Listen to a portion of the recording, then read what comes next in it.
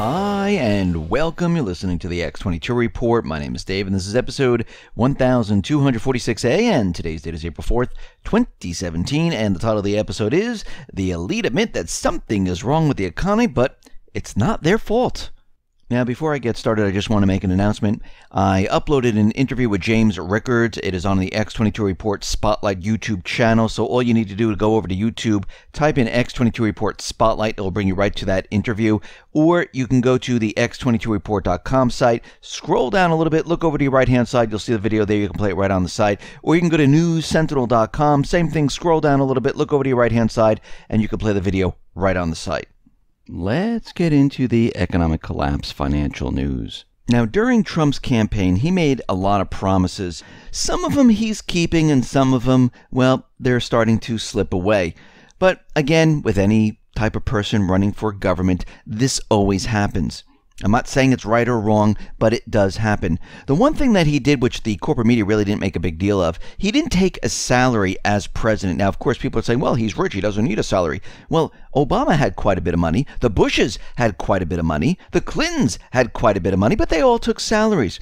He decided not to take a salary. He said he was going to donate his salary, and he did exactly that. He donated 3 months of salary to the National Park Service. And we can see right now that he's continually trying to keep some of his promises. Now, some of them are very, very difficult to keep because he doesn't have the ability to control everything. We have Congress, we have the deep state, and we have many other things going on here. Now, in the economy, we know that he's made a lot of promises about bringing jobs back, about bringing manufacturing back, about keeping the economy going. But so far, nothing has really changed in the economy. I know people want to think that things have really changed a lot, but really nothing has been done at this point. We know that he wants to spend about $1 trillion, which most likely will be about $4 trillion for the infrastructure of the United States. And don't get me wrong, the infrastructure of the United States is completely falling apart. It has been ignored for many, many years, and there are streets, bridges, buildings, and many other things that really need to be repaired, and they really need a lot of help. And what we're seeing right now is that I don't know how this is going to help at this time because he's just borrowing more currency, adding debt to the already gigantic debt mess that we're in. So this is not going to help in any way because as he's doing that, we're seeing the entire economy implode on itself. I mean, we talked about retail, we talked about automobile, we talked about the housing market, we talked about GDP, unemployment, and everything that we look at, we see things continually deteriorating. They're not getting better. And people might say they're getting better, but when you look at the hard data, you can see that things are really deteriorating. Ralph Lauren right now, well, they're going to be closing their Fifth Avenue store. And we can see right now that we are in a retail bankruptcy apocalypse. Because right now, 9 brick and mortar retailers have already filed bankruptcy protection. This is the first quarter of 2017. Now, the volume of filing matches the total number of retail bankruptcies for all of 2016. This is the first quarter of 2017, and it puts the industry on pace to exceed even the Great Recession highs. And this is according to the data provided by the Alex Partners consulting firm. So what we're seeing right now is we're seeing a huge number of bankruptcies. Gordman Stores, Gander Mountain, General Wireless, H.H. Gregg, BCBG, Michigan Sport Goods Distributors, Eastern Outfitters, Wet Seal, Limited Stores. And this is continuing. And again, everyone says, well, there's just a couple of stores. They went bankrupt, but there's a lot of stores that are closing like Payless. And what usually happens when you start closing these stores, we've seen it in the past with like Circuit City and many other stores. They close down stores, they consolidate, and they eventually go out of business. And what we're seeing right now is when these stores start to close, these stores are going bankrupt, there's going to be empty space. If the big anchor stores start to close, like Sears, JCPenney, well, we're going to see a lot of malls that are going to deteriorate very quickly because especially if anchor stores close, that affects the smaller stores because normally the anchor stores is what drives the people into the malls. So if you start to see this, you're going to see a lot of other little stores in the mall start to close down. And we're going to have a lot of space available. And we've been discussing the automobile industry. We've been discussing the subprime crisis. And the subprime crisis, well, it is here right now. And the corporate media, no one's really talking about it. If you really think about it, and we talked about how there's individuals that are delinquent on their auto loans, how there's a huge amount of incentives, how they didn't meet their sales. And when we look at this, we can see that 7 out of the 8 largest automakers in the United States fell short of their sales projections in March.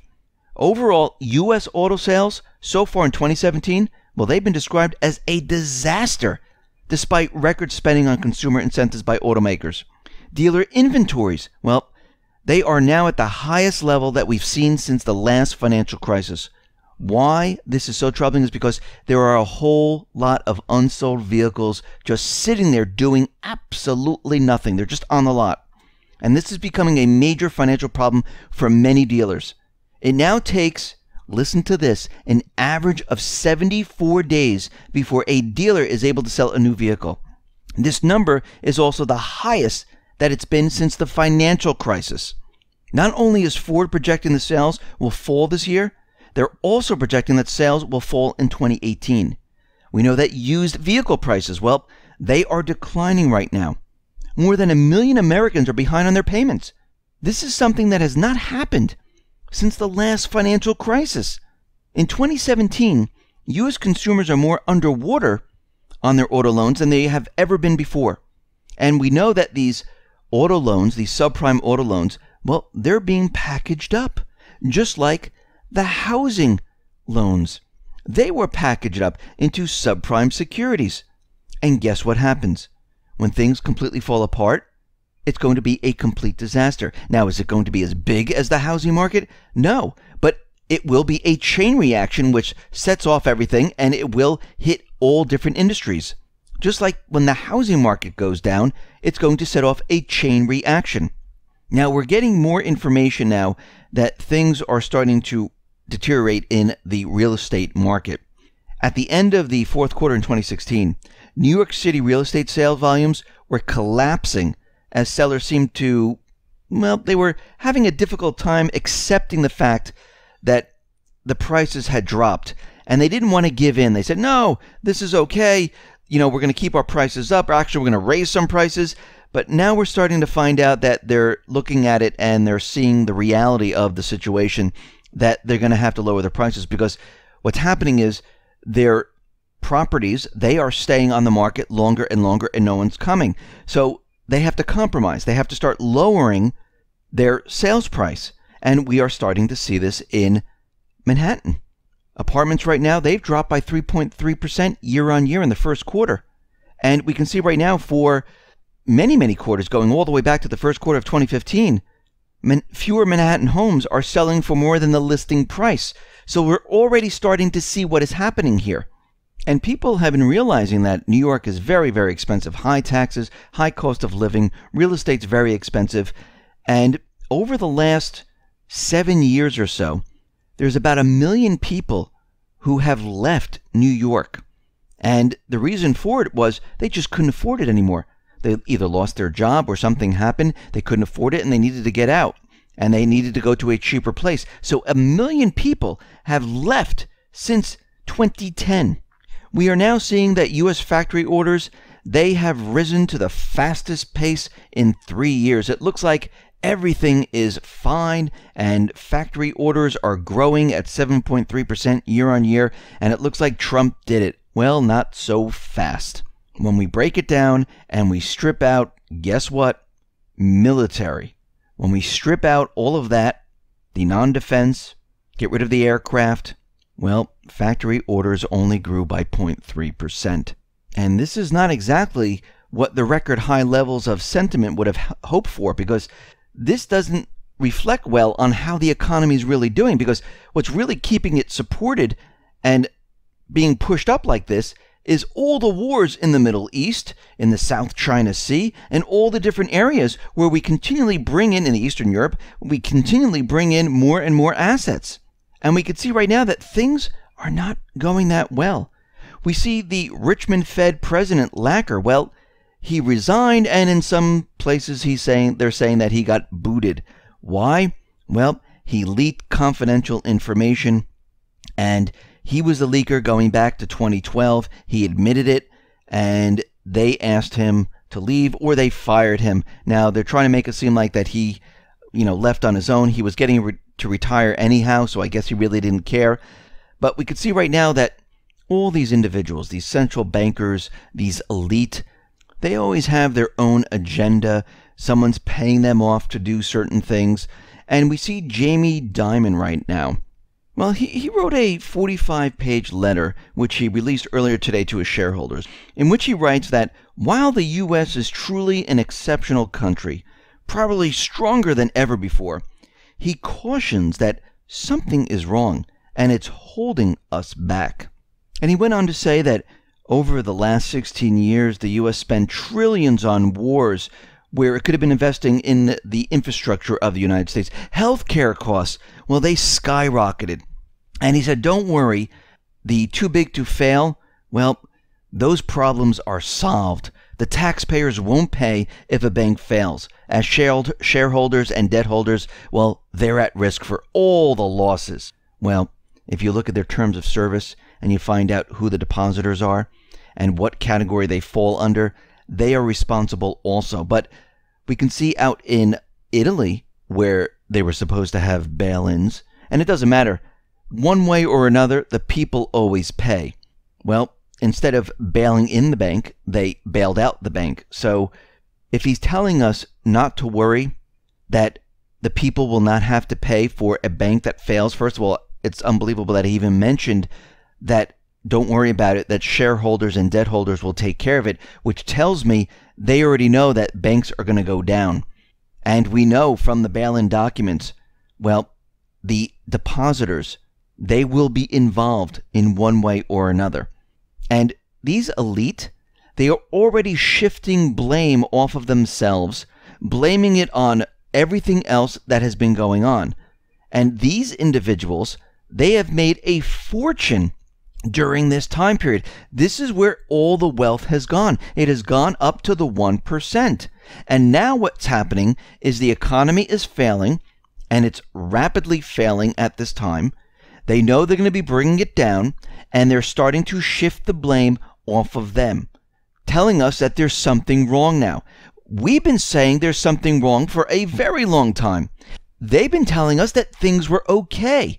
And now at the end, they're trying to tell us that things are not going right, that we spent all this money on war, that we took out too much debt, that we didn't improve our infrastructure, that healthcare is too expensive.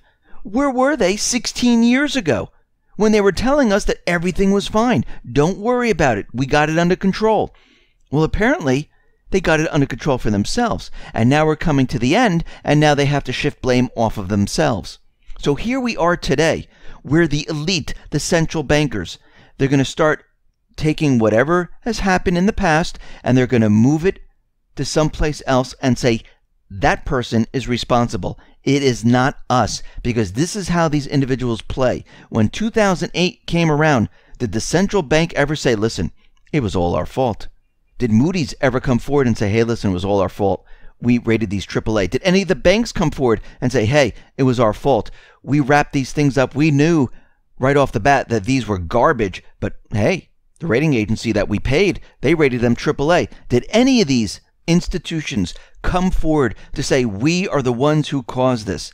No, what they did was they pointed the finger at the people.